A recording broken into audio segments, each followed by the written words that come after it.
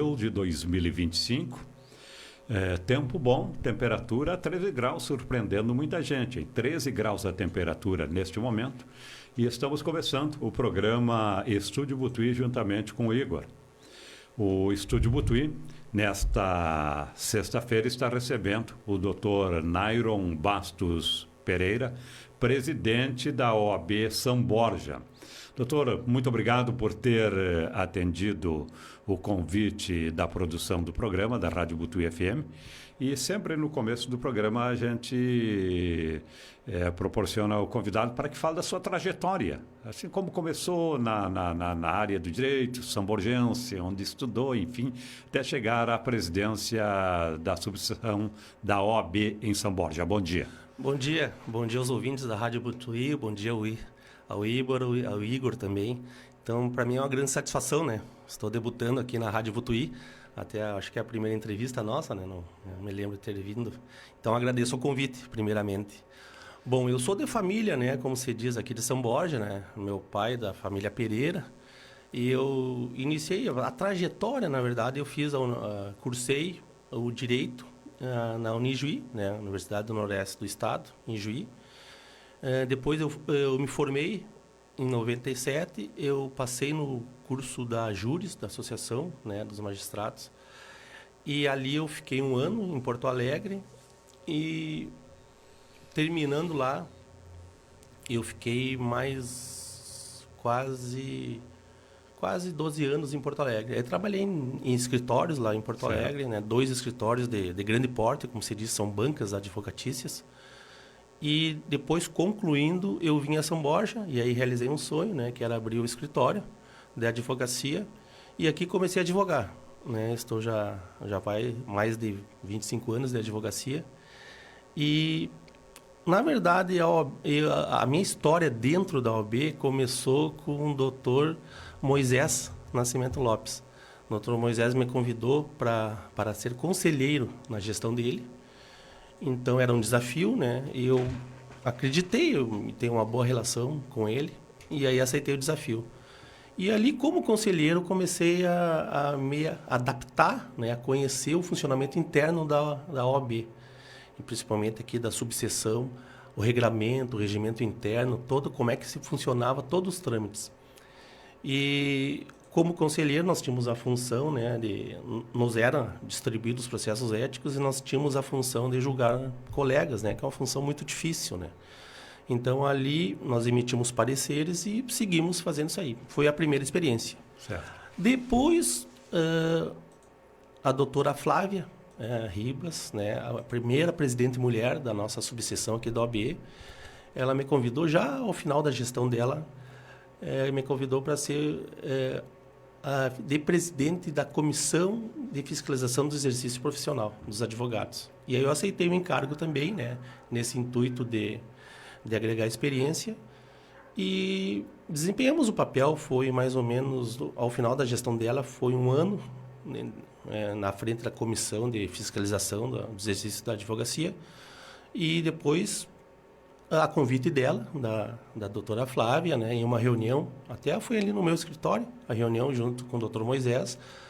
O doutor Moisés abriu mão, disse que o meu nome, né, seria um bom nome, né, e a doutora Flávia, né, eu sou o presidente graças à doutora Flávia Ribas, né, temos uma amizade muito intensa, temos processos juntos, então a doutora Flávia insistia, vai a presidente, tu estás preparado, assim, e aí eu aceitei o desafio e iniciei a gestão. E agora já estamos no 2º mandato. A classe é unida? É muito unida, só que a questão, pelo menos, né, eu sinto essa adesão, essa união. O que acontece com relação à classe? E os tempos mudaram, né?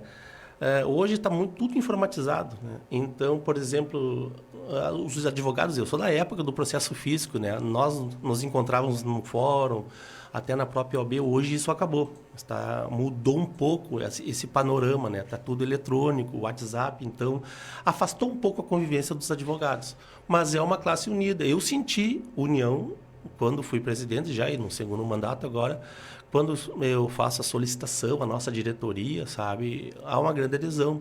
Os advogados nos atendem, comparecem na OAB, nós fazemos reunião, né, lavramos ata, quando tem uma questão bem importante de repercussão para a classe, há uma união, sim. Eu senti essa união, assim, quando o tema é relevante, né? A questão, quando eu perguntei sobre a trajetória e todas as profissões, por exemplo, no garoto do futebol, agora eu falo um pouco nessa outra linha, depois da faculdade, o advogado, ele se inspira em alguém? Tem algum outro advogado lá que durante a tua carreira tu se inspirou, ou um professor, aquele cara acima da média? Eu conheci, até ele era primo do meu pai, né? E quando falaram o nome aqui, muitos dos ouvintes, colegas advogados, vão concordar, né? Que foi um grande advogado aqui em São Borja, o Dr. José Francisco de Oliveira Freitas. Até o número da OAB dele eu tenho de cabeça, é 6.159. Ele era primo do meu pai, né? O Chico Freitas. E ele, sempre quando vinha a São Borja, né? Ele parava ali em casa, né? Se hospedava ali com meu pai, ali na família. E ele trabalhou muito tempo, foi vereador aqui em São Borja, né? Foi até assessor do Jucão, trabalhou um pouco ali na assessoria. Então, ele era muito conhecido aqui no meio dos advogados aqui. E ele tinha uma capacidade, uma experiência, era como se diz, uma enciclopédia viva. Ele era um excelente advogado. Eu aprendi muito com ele. E ele me ensinou muito e eu, de certo modo, eu tinha muita inspiração nele, sabe? Ele era um dos advogados, aqueles antigos, né? Mas era acima da média. E de reconhecimento quase que unânime. Doutor, o que é a OAB e quais as funções da OAB, né, e como ela se divide pelo país até chegar ao nível municipal? Né? O pessoal sabe muito a sigla, né, o que significa, claro. Mas o que acontece dentro da OAB, como ela se forma a nível nacional e municipal também, quais são os membros, enfim. Sim. A OAB, na verdade, ela tem uma entidade, né, de interesse público e ela representa a força da OAB. A função institucional da OAB é de representatividade da classe. Ela é uma instituição, né, que atende a corporação, os advogados. O que acontece? Ela tem outras funções, né? Essa seria a função típica da advocacia, né? Proteger os interesses dos advogados, mas ela tem também funções atípicas que é de interesse da sociedade. Tá? E tanto a nível do Conselho Federal, seccional, né, do Estado e das subseções, né? Ela tem, como se diz, eu não vou aqui falar muito técnico, palavra, ela tem legitimidade para muitas intervenções, tal como o Ministério Público, né, a Defensoria Pública, por exemplo, ela pode, né, ajuizar, entrar a OAB, ajuizar, tanto a nível federal, estadual ou municipal, né, com ação civil pública, né, em defesa do meio ambiente, do patrimônio histórico e cultural, pode. Tivemos aqui casos, né, de mansões aqui, casas antigas demolidas, né? Sim. Não era na minha gestão, mas poderia sim a OAB intervir, né, ajuizar uma ação civil pública. Então ela tem esse poder, né? Te dar um exemplo concreto aqui, nós tivemos agora o fechamento aqui, que foi um absurdo, né, ao meu entender, da primeira vara civil. Então o que acontece? Nós fizemos uma atuação muito forte, toda a nossa diretoria, né, entramos com uma ação, né, junto ao Conselho Nacional de Justiça em Brasília, tentando evitar o fechamento da primeira vara civil. Então, ela tem uma função muito importante, né, que é também de defesa da Constituição Federal. Né? Então, defendendo a Constituição Federal, automaticamente a sociedade estaria amparada. Nos casos de uma ameaça à democracia, casos de impeachment... já aconteceu, OAB, sim, historicamente. A OAB no impeachment da Dilma, ela foi muito falada, muito presente. Né? Exatamente. Tem que se ter o cuidado, né? E na questão, ela é uma entidade, uma instituição que ela é apolítica, né? Não pode ter qualquer manifestação. A atuação dela tem que ser independente. Não pode ter qualquer conotação política. Né? Então, isso aí nós temos o cuidado, né? E todos nós, os presidentes, tanto de subseção como nacional e da seccional, o presidente Leonardo Lamacchia tem que ter esse cuidado. A questão de cunho político. A intervenção dela nunca pode ter questão política, né? Então, ela tem que ser independente. É a defesa da Constituição. Essa questão, doutor, com relação à população, assim como o Igor falou, sabe com relação à sigla, enfim, né, mas não está tão por dentro, assim, tão inteirada da questão da atuação.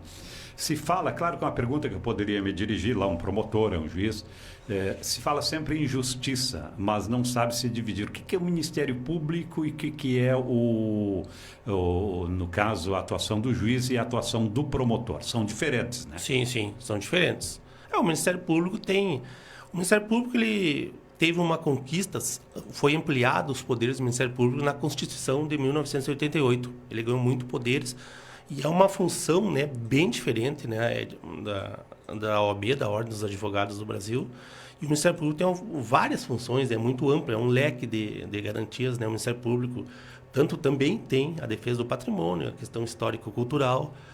E o Ministério Público tem outras funções que a OAB não tem, né? Tem certos poderes que a OAB está limitado. E o Ministério Público é bem mais amplo, né? O Ministério Público tem uma função de suma importância, né? Então, e o Poder Judiciário, né, é quem julga, né, quem recebe as demandas, né? Tu falou, doutor, sobre a perda da vara aqui em São Borja. O que impacta? Qual foi o prejuízo na avaliação da OAB? Essa demanda, essa questão do fechamento da primeira vara civil, no nosso entendimento, é claro, né? E o trabalho que nós fizemos, que foi esse recurso, é o PCA, Procedimento de Controle Administrativo, e depois nós entramos com o recurso administrativo, na verdade, foi um abuso, né? A Corregedoria Geral de Justiça, tá? Ela se excedeu nesse sentido ao fechamento da primeira vara civil. Nós nunca entendemos, né, fizemos um estudo, nunca entendemos a origem, qual é a motivação. A motivação da Corregedoria Geral de Justiça seria a readequação, né, que os números de São Borja não favoreciam a manutenção da vara, e a nossa primeira vara civil ela foi transferida para a vara criminal, para ser criada uma vara criminal em São Luís Gonzaga. Na época, nós recebemos aqui a visita do Corregedor-Geral de Justiça, Dr. Giovanni Conte.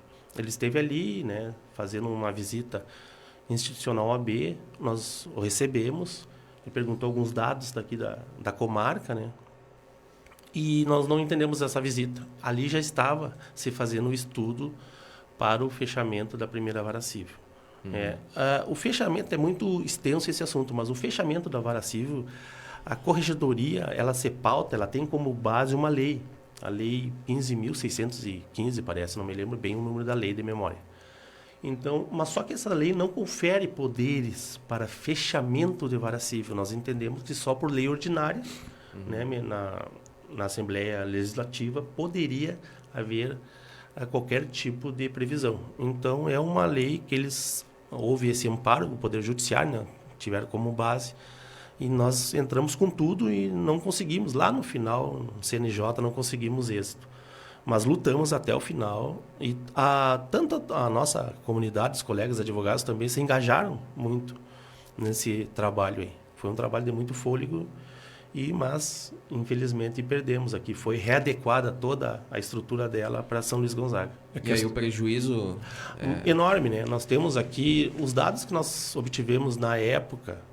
Quando começamos esse trabalho em defesa da manutenção da primeira vara civil, nós tínhamos, por exemplo, 15 mil processos, né, em atividade nas primeira, segunda e terceira vara civil.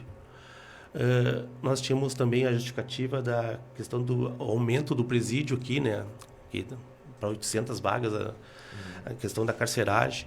Então, nós precisaríamos, na verdade, manter a primeira vara civil, né, porque isso repercute também, por exemplo, um juiz substituto que ele automaticamente ele sai ou se elimina uma vara, se sobrecarrega, né? Os juízes às vezes ficam substituindo outras. O juiz da civil fica no crime, o juiz da crime vai para o civil.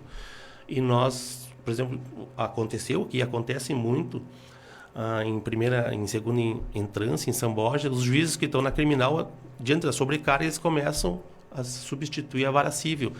E aí acumula processo e tranca todo o andamento aqui do judiciário. Então, o prejuízo é para toda a sociedade. Morosidade, no final, resumindo assim. Há uma morosidade, né? O Igor entra com a ação dele vai demorar 1 ano para ser citado, nunca marca uma audiência, e não é culpa dos juízes locais aqui, não é a culpa. Inclusive, nós tivemos aqui já 2 juízes chegando, a doutora Bárbara e o doutor Rodrigo, foi uma demanda da OAB. Né? Nós conseguimos essa demanda aí. e parece que vem a doutora Mariana também. E claro que tem a questão da perca aí de profissionais, né, da área. A OAB pode reconquistar ou solicitar uma nova vara para São Borja?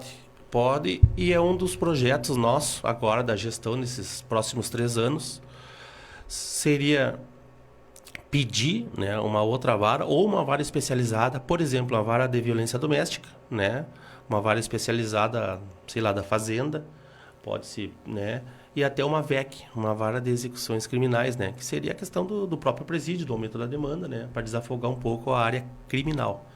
Então, pode sim, houve até, parece que uma aprovação na Assembleia Legislativa de iniciativa do Poder Judiciário, do Tribunal de Justiça, a criação de mais 60 varas que eles especificam, né? Não há o carimbo, né? Sem carimbo, como se diz. O que é sem carimbo? Fica discricionariamente, né, a critério do Tribunal de Justiça, por exemplo, colocar uma vara aqui em São Borja, uma vara em Santiago, sem dizer que é uma vara específica. Então, é sem carimbo. Nós podemos pedir, né, para que venha novamente uma vara civil ou outra especializada sem carimbo. Doutor, nós estamos entrevistando o doutor Nairon Pereira, presidente da OAB de São Borja. Você que está nos acompanhando através do FM, muito obrigado. E também nas redes sociais, no facebook.com/ButuiFM. A Constituição Federal, doutor Nair, prevê que é indispensável, que o advogado é indispensável à administração da justiça. E eu lhe questiono o seguinte, o senhor já falou aí a questão municipal, assuntos municipais, leis municipais, assim, a OAB está atenta, participa, se discute? Boa pergunta. Essa é uma questão, historicamente aqui na subseção de São Borja, a OAB nunca teve essa atuação, tá? Mas nós temos esse poder, através da comissão, tá? Existe a CEAL, a Comissão de Acompanhamento Legislativo, tá? Que é uma comissão, eu não me lembro se ela é permanente ou especial, certo, tá? De criação da seccional. Então, assim, Íbaro, toda a comissão que existe previsão, ela é especial, permanente ou temporária, que é para determinado fim, por exemplo, uma comissão no período eleitoral, uma comissão temporária. Então, toda a comissão criada na seccional, que existe a previsão na seccional, que existe o regimento interno, ela pode ser repetida aqui. Ela pode ser criada a nível de subseção, né? Agora, se nós formos criar uma comissão que não existe previsão na seccional, aí nós temos que fazer um projeto e ser aprovado pela seccional. Nesse caso, nós podemos criar essa comissão de acompanhamento legislativo e ela pode acompanhar, sim, toda a tramitação das leis aqui do município, junto à Câmara de Vereadores, né? E o OAB tem esse poder. Eu vou te dar um exemplo agora concreto, já em cima da tua pergunta. Parece que foi aberto, parece que não foi aberto agora a CPI, né? Da questão da Corsã. Então, já fomos contatados se a OAB poderia, né, auxiliar, né? Ela pode emitir parecer no tocante a essa demanda, né? Que é uma problemática que parece que não é só em São Borja, no Estado, né? Em Passo Fundo, a Defensoria já entrou com ação civil pública, então tem várias questões. O Ministério Público andou agora reunido, né, junto com a Defensoria, né, com os diretores, parece, da Corsã, para ver essa demanda. Então, a OAB está atenta a essa questão e nós estamos aguardando. A questão da CPI, nós vamos sim, se formos oficiados, nós vamos nomear um colega ou uma comissão de acompanhamento, né, e aí vamos intervir junto, né, e daí a OAB também pode auxiliar, né, com todo o suporte, tanto da seccional como da subseção, para elucidar bem qual é a problemática da Corsã. Inclusive, o relator da CPI, o vereador, é advogado, né? Sim, sim. Um advogado. Exatamente. E Mateus. Aí a OAB pode participar lá, inclusive, junto às sessões, né? Sim, junto às sessões, né? Tem esse poder e essa previsão regimental. Pode sim, quando convocado, é claro, né? Pode ter esse poder. O que vai dar uma transparência maior, né? E também um suporte aos senhores vereadores, né? Eu acho muito importante essa participação da OAB. Importantíssima, né? E tanto o Ministério Público até também tem esse... Agora também, né? Como se diz, está à frente dessa... E aí nós vamos esperar o desdobramento, né? Mas entraram em contato comigo, é claro, né, sobre a possibilidade. Então, nós já colocamos a OAB à disposição, né, para tentar elucidar esse problema, que é um problema da comunidade, né? É um problema, né? Né? As faturas, né, vieram com uma sobretaxa que a minha própria, né, fatura de a conta de água, e ninguém entende, foi 1 ou 2 meses, né? Então estão dizendo que é o religamento ali dos canos, que está havendo uma medição de ar. Então tem questões muito técnicas, né? Então a OAB, sim, se for acionada, oficiada, ela vai intervir.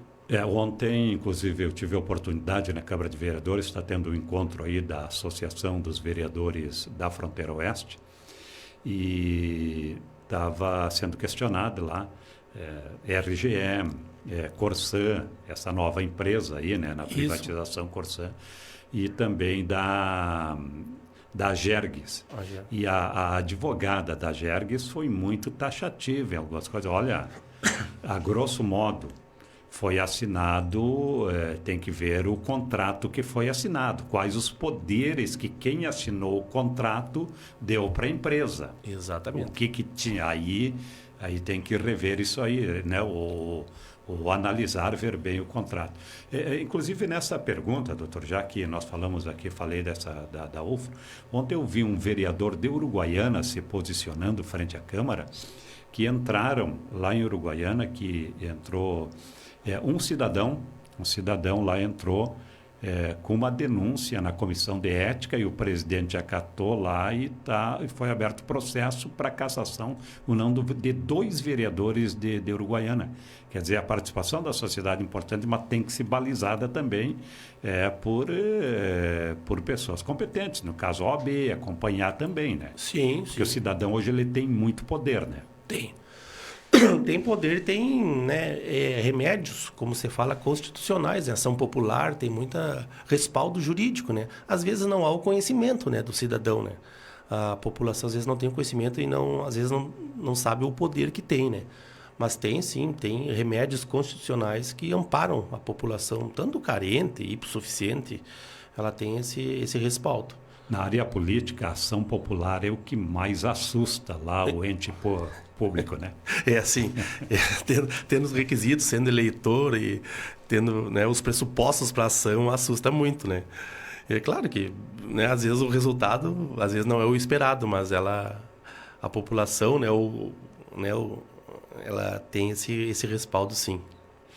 O curso de Direito aqui em São Borja, ele, claro que impacta positivamente, né? Mas como é que o senhor vê a questão do curso de Direito na cidade de São Borja, na Unipampa?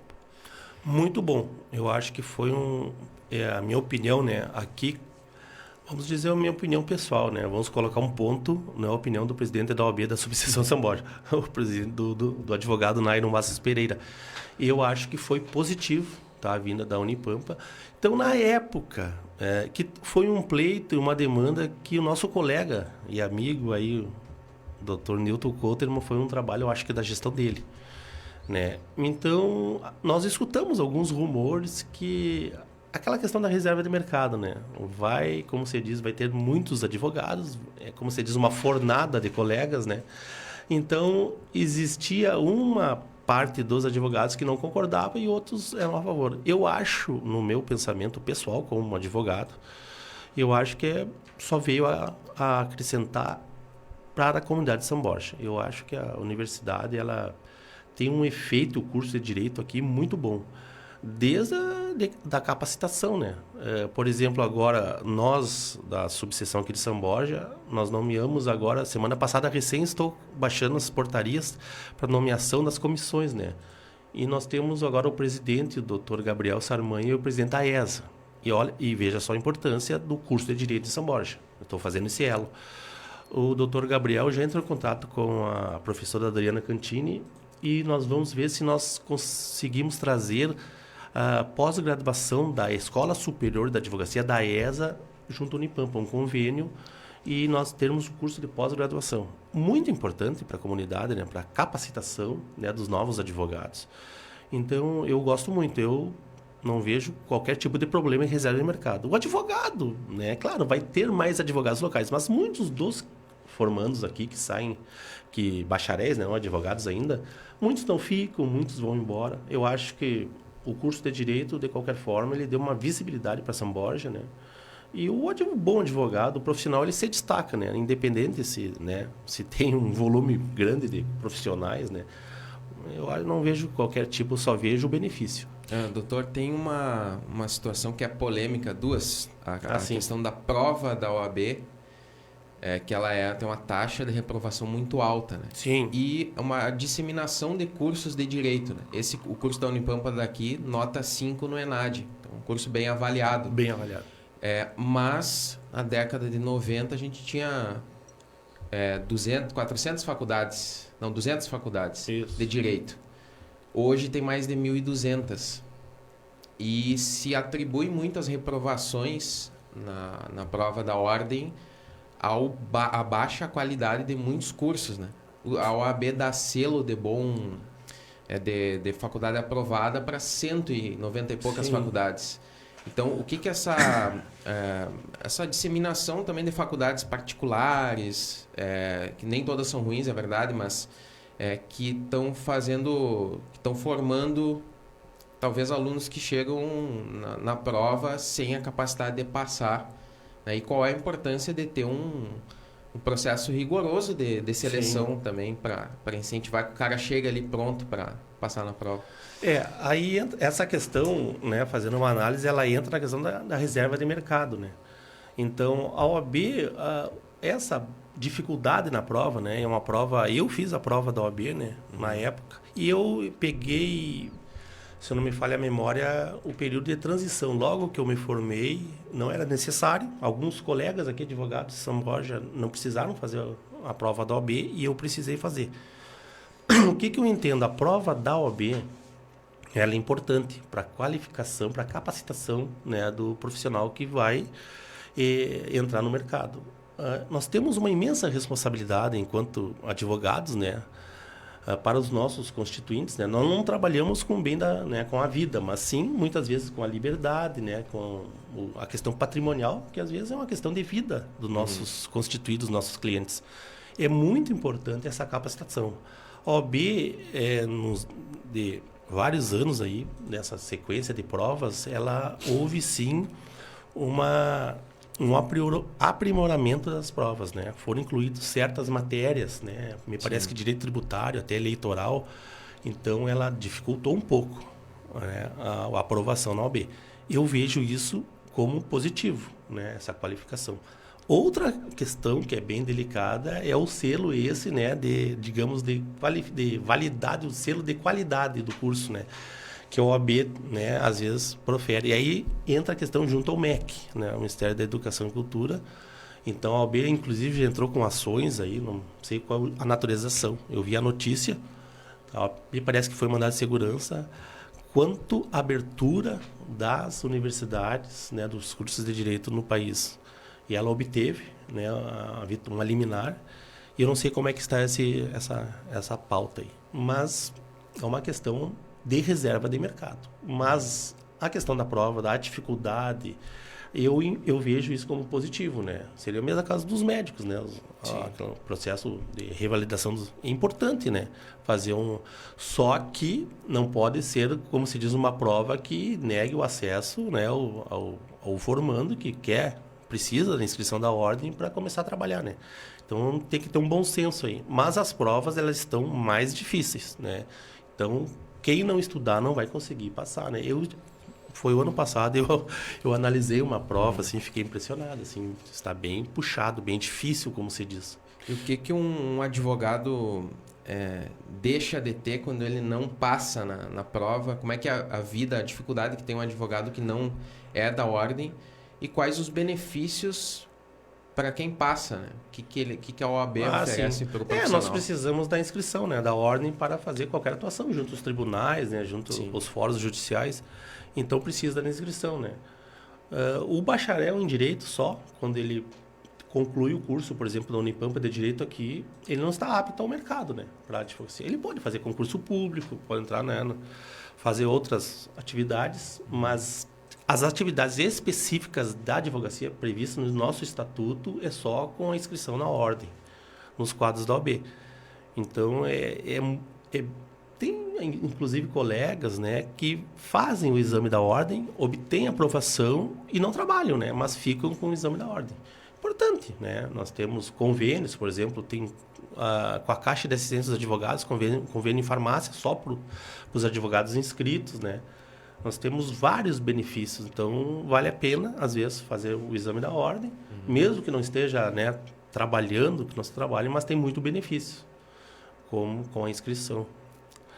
Eu vejo como importantíssimo, até na questão do rádio, por exemplo, nós temos que ter um registro, a formação. Exatamente. E hoje tem muitos que não têm esse registro, mas também se não há fiscalização, por exemplo, no caso do Ministério do Trabalho, se não há do sindicato, também fica ruim para o radialista. Sim, falar. claro.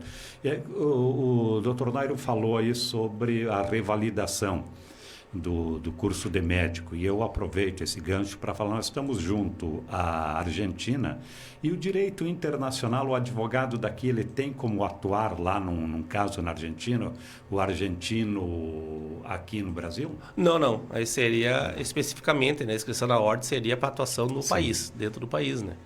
Não teria como. É o que acontece aqui, por exemplo, em outros estados, né? Se eu quiser, né, exercer a profissão de advogado, por exemplo, em Santa Catarina, no Paraná, eu preciso de uma inscrição local, da seccional de lá. Aí você faz a inscrição, você paga a anuidade, obviamente, né, do outro estado. Mesmo assim, né, o advogado aqui do Rio Grande do Sul não pode sair advogando no país afora, né? Ele precisa da inscrição. Quando, claro, há essa necessidade, né? Existe uma limitação de número X de processos, né? Se tu vai ter mais de 10 ações, 20 ações, ou vai ser de uma forma não eventual, aí precisa da inscrição em outro estado. E a relação, Dr. Nairo, do advogado com o Ministério Público e também com o Poder Judiciário em Saborja, é tranquila? Está mais tranquila, né? Existe uma ferramenta, um mecanismo que foi desenvolvido pelo Tribunal de Justiça, que eu acho muito importante, e nós participamos, que são as reuniões da Comissão Mista. O que é essa reunião da Comissão Mista? É um regramento que a Corregedoria Geral de Justiça baixou, o Tribunal de Justiça, dizendo que as comarcas que têm interesse nas reuniões da Comissão Mista, elas participem, né? Então, São Borja, por exemplo, Itaqui não tem essa Comissão Mista, essas reuniões periódicas. O que acontece? Ali é muito importante, inclusive nós tivemos na gestão passada agora, né? Não tivemos ainda nesse ano, no início da minha gestão agora, não tivemos ainda nenhuma reunião.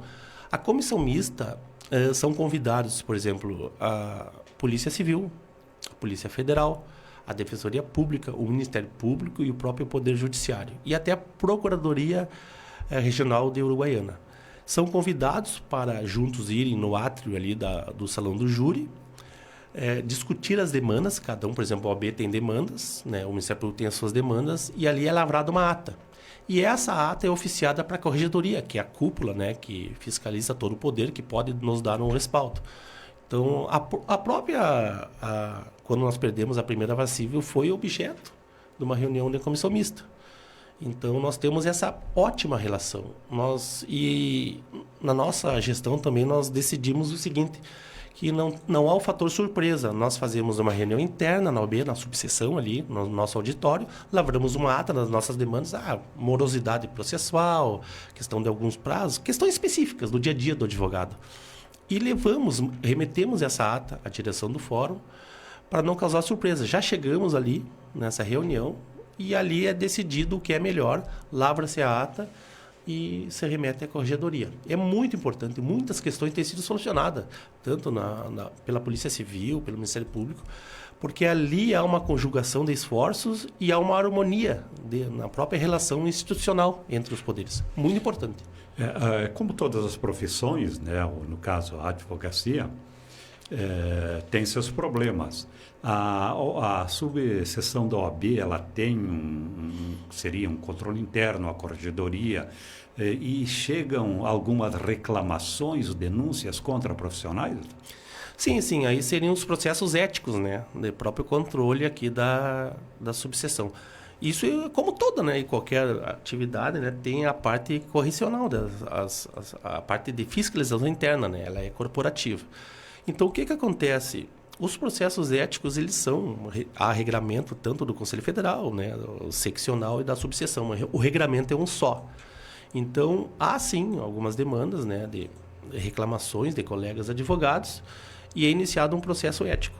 Antigamente eram processos físicos, né? Agora nós conseguimos inseri-los todos no SEI da OAB. Então, o SEI da OAB são processos eletrônicos.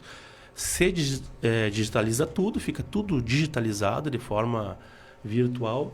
Então é muito importante, né? E a competência para averiguar é do local do fato sempre.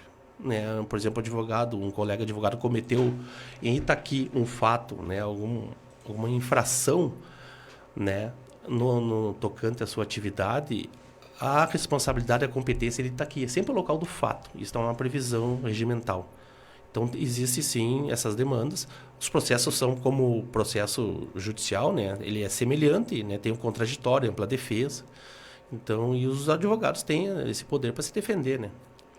Como eu coloquei ali a questão da Constituição Federal, do advogado que é indispensável, aí tem sempre aquela pergunta lá do caso da pessoa leiga, enfim, da comunidade no geral. Casos assim de crimes bárbaros, questão aí que tem que ter o advogado, como agora esse caso que aconteceu, todo mundo acompanhou, do pai jogar o filho lá em São Gabriel de uma ponte. Aí tem muita gente, esse cara aí tem que ir para a cadeia, aí tem que ter o advogado, tem que ter esse defensor, doutor. Como é que a OAB, ou no caso o doutor Nairo, como advogado, vê um caso desse aí? Porque às vezes é cobrado, né? É cobrado, sim. É um caso de uma comoção social, né? É um caso de muita repercussão, né? E um caso bárbaro, né? Às vezes me pareceu pelo noticiário, é claro, não conheço os autos do processo, uma questão bem fútil, assim, um absurdo, né? Foi jogado da ponte, me parece, né? O próprio pai. Assim, essas questões, né, atina mais a questão criminal, né? Por exemplo, a vítima, né, que seriam os familiares, o pai ou a mãe, eles podem sim procurar a defensoria pública, né? Não tendo condições, recursos, né? Caso, né, queiram procurar um advogado criminalista específico para acompanhar, ele pode sim contratar um advogado criminalista e ele atuar como assistente de acusação juntamente com o Ministério Público.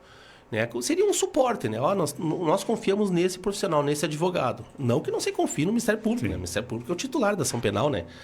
Mas o advogado vai dar, sim, esse suporte também, né? Então, é muito importante. Então, a família pode recorrer à Defensoria Pública, às vítimas, né? Ou a um advogado criminalista para acompanhar o caso. Até esses casos mais famosos, mas o maior monstro de todos, ele tem direito à defesa, né? Tem direito. As pessoas não entendem essa parte. Não né? entendem, E às vezes, eu vou falar aqui, parece que o advogado é demonizado, né? Eu digo, mas como é que o advogado vai defender, né? Um estuprador, no caso, né? Um malfeitor, né? As pessoas delinquentes, né? O que acontece? Isso é uma garantia constitucional, né? O princípio do contraditório e da ampla defesa, né? Está previsto até internacionalmente, né? É uma convenção internacional. Então, esta garantia do contraditório, ela é um dos pilares da democracia, um dos pilares do processo.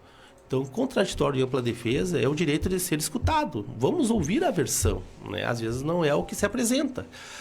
Por exemplo, assim, a mídia é formadora de opinião, né? Às vezes o que se escuta não é a realidade, às vezes, do fato em si, né? Então, todos têm direito a um contraditório, um advogado de ser assistido, a ampla defesa, com todos os recursos inerentes à sua defesa. Então, isso é difícil, eu entendo, né? Como quem diz, difícil de entender. De entender, como é que o advogado vai defender um pai que matou um filho? É inaceitável, né? Nós, como pai também, gera uma repulsa só na notícia, né? Mas ele tem esse direito. Tanto é que a Defensoria Pública, às vezes, atua nesses casos e os defensores são altamente capacitados, né? São profissionais de excelente qualidade, né?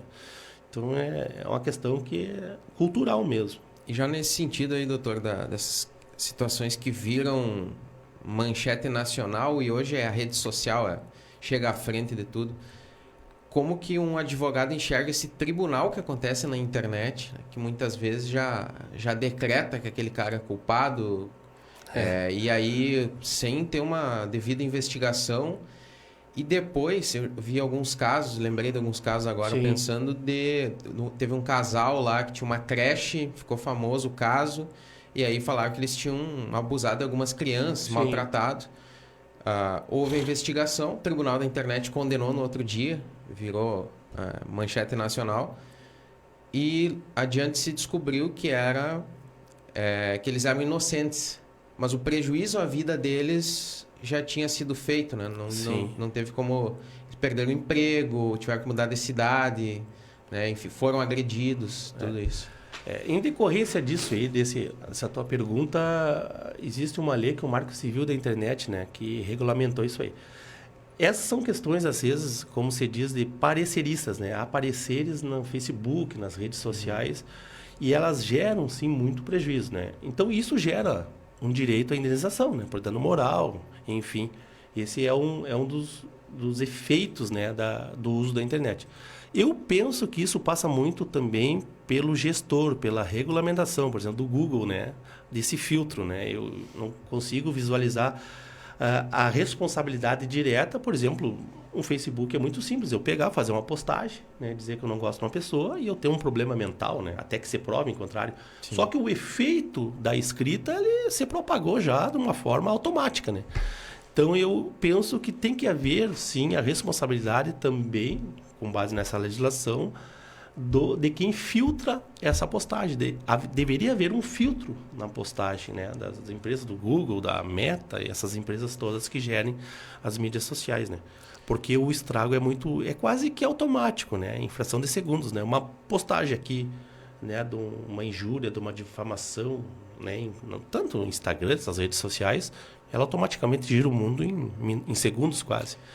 Então, acho que a questão não só da legislação, do marco regulatório, né, da internet, mas também do filtro. Eu acho que deveria haver uma atenção legislativa nesse sentido, né, específico. O presidente Lula, doutor, sempre fala numa regulação das redes sociais. Mas como fazer isso com equilíbrio para também não tirar a liberdade de quem se manifesta nas redes sociais? Aí entra nas questões do direito fundamental, né? A liberdade de expressão, né? Que é uma garantia constitucional. Aí tem que ver os limites, né? Limitar a manifestação da imprensa, isso aí não existe, né? É muito difícil passar, né? Sim. Né? O direito da imprensa ser livre é uma questão histórica, né? Isso aí então tem que achar o bom senso para legislar. Aí que é o problema. Eu acho que tem que se ter muito cuidado, né, nessa limitação. É um debate bem espinhoso, né, que passa pelo legislativo, né? E aí depois, claro, o STF daqui a pouco vai regulamentar o que o legislativo, né, emite, né, como se diz, exterioriza nos projetos de lei, né? Mas aí é outro assunto, né? É o ativismo judicial, né, quase. Já que falamos em internet e a questão de injúria e difamação, está sendo comum, vamos trazer um exemplo aqui nosso, local. Isso é muito comum aí nas páginas das redes sociais, por exemplo, lá, ainda bem que não chegou aqui no Paraboi, viu, a cobrança. O Íbaro está devendo, vem acertar a sua conta aqui e tal. Isso aí expõe a pessoa, né? Tem essa pessoa pode ser responsabilizada quando coloca o nome daquele devedor, por exemplo, lá, olha o estrago que faz, não diria o estrago que tem que se pagar, né? Mas olha aonde chega, por exemplo, que a pessoa lá, por A ou por B, não pode pagar uma prestação. Não só o nome, mas no Reclama São Borja, hoje é a moda botar a foto da pessoa e a legenda caloteiro tal, ou me paga até não sei o que. O Reclama São Borja. Reclama São Borja, que é o bom é ficar longe, né? Que é um tribunal também, né? Ele tá quase formando opinião, né? Não, isso é um prejuízo, né? Volta aquele tema, o assunto que agora há pouco nós abordamos, né? É muito prejudicial, né? Essas questões da responsabilidade, né? E entra outra questão também, que é o perfil anônimo, né? E nós podemos criar, né? Daqui a pouco qualquer um entra, faz um perfil anônimo, basta ter um e-mail, cria um perfil tem anônimo. Tem os anônimos aqui em São Borja, né? Também. E tem uns também. Aí a casa da investigação, né? Policial, né? Seria. E tem também no Reclama São Borja muitas pessoas que eles recebem as mensagens para postar de políticos. Repostam? Eles recebem para postar no próprio perfil, porque o político quer dar uma indireta na oposição, ou no outro, ou na situação, se ele é da oposição. E são as mesmas caras ali. Sim, sempre os mesmos. Os mesmos com os comentários. Mas, doutor, assim, o xingamento na internet, quando a pessoa é de um alto escalão, quando a pessoa é de uma posição de destaque, é um prefeito, é um governador, um xingamento, ele pode virar um processo ou tem que avançar mais? Não, pode virar sim. São crimes contra a honra que você fala, né? Então tem injúria, difamação e a própria calúnia, né? A calúnia é quando o fato é definido como crime, né? Então, o que acontece? Isso, né, a orientação que se dá é que a pessoa faça o print disso aí, né? Vá até a delegacia de polícia, registre um boletim de ocorrência, né, e peça a apuração dos fatos, né? Então, isso aí é possível, né? Deve ser feito, né? Às vezes, porque se ninguém faz isso, não faz os registros, não provoca a autoridade policial, parece que vira uma terra sem lei, né? As pessoas começam, mas não deu nada, eu né? Fiz um xingamento aqui, chamei, sei lá, o Dr. Nairo, qualquer outra pessoa, e ninguém faz nada. Então, é muito importante isso, tem que ser feito, né? Fazer todo o registro, pegar o que puder, né? Hoje é print, né? Você faz um print ali e faz o boletim de ocorrência. Né? Como é que fica hoje a gente tem o avanço e hoje está presente em quase todos os aparelhos a inteligência artificial, que é capaz de usar a voz do doutor, a minha, do Íbaro, e fazer, formar uma frase, um texto. E também a manipulação de fotos, que hoje ela é muito avançada também, né? E aí se abre uma investigação para ver as edições da foto quando chega o processo? Quando é a hora de investigar? Sim. Esse é um problema que está acontecendo dentro do próprio Poder Judiciário, né? O uso da inteligência artificial de forma disseminada. É um problema. Né? O que acontece? Hoje, se eu pegar o meu celular e disser... quero uma petição inicial tal. Ela edita no chat, o GPT. Edita, faz uma ação inicial, né? Então, o que acontece? Está já no Poder Judiciário acontecendo relatórios, às vezes certos despachos, né, com o uso da inteligência artificial. É um problema sem precedentes, né? Que a OAB também está atuando a nível seccional. O presidente Leonardo Lamac está preocupado com isso. Né? Teve casos que eu notei em processo pessoal meu, que tu vê que não é decisão proferida por um magistrado, né? E às vezes nem pelo assessor, nem pelo estagiário. Uma coisa, como se diz assim, um ato parece que é automático, né? Então, tu suspeita, né? Com quase 30 anos de profissão, né? Então, isso é uma problemática. Eu não sei como é que vai ser solucionado. São os novos tempos, né? E nós temos isso aí, é o que está acontecendo, né? Tanto na medicina, no poder judiciário, no dia a dia, né? Ela é uma ferramenta muito importante. O CNJ regulamentou agora, né? O uso da inteligência artificial. Então, tem diretrizes, limites para utilizar. Mas é uma questão nova que vai dar muito o que falar ainda. O programa Estúdio Butuí está entrevistando o presidente da subseção da OAB de São Borja, Dr. Nairon Bastos Pereira. Muito obrigado você que nos acompanha através do dial do 87.9 e também na nossa página do Facebook, facebook.com/ButuíFM. Eu lhe perguntei a respeito com relação ao trânsito junto ao Ministério Público e ao Poder Judiciário. E as polícias, especificamente, Polícia Civil, Polícia Federal, Polícia Rodoviária Federal, Brigada Militar, se tem um bom trânsito da OAB, dos advogados de São Borja? Tem.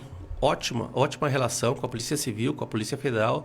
Tanto é que na posse anterior, né, 3 anos atrás, né, nós foram até a nossa solenidade do jantar posse, né, foi a Polícia Rodoviária Federal aqui, que é o Cantelli, né, que está à frente da polícia, O delegado da Federal, não me lembro se foi agora. Não, ele não pôde, até houve uma justificativa.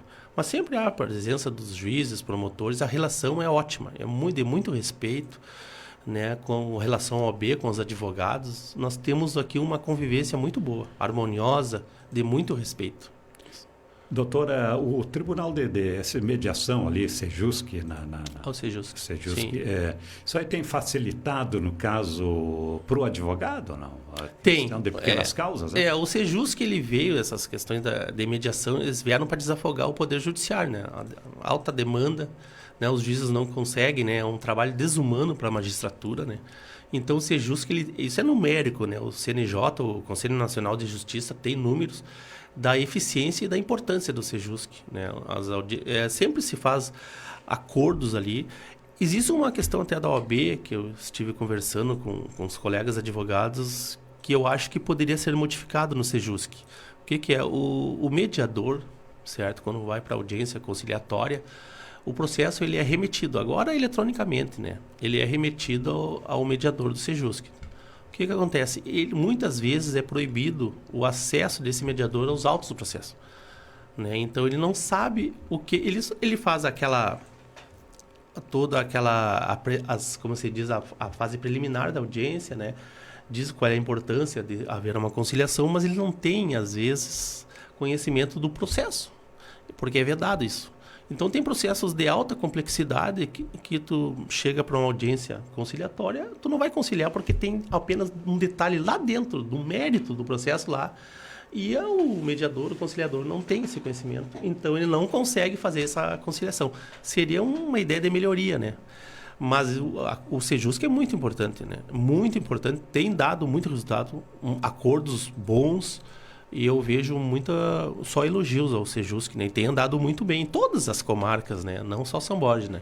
Muito bem, doutor Nairon, está sendo reconduzido a mais uma gestão na OAB São Borja. Nos fale quais os desafios e também os integrantes aí da sua direção. Sim, nós temos mais agora um triênio, né? Mais 3 anos, né? 2025 a 2027.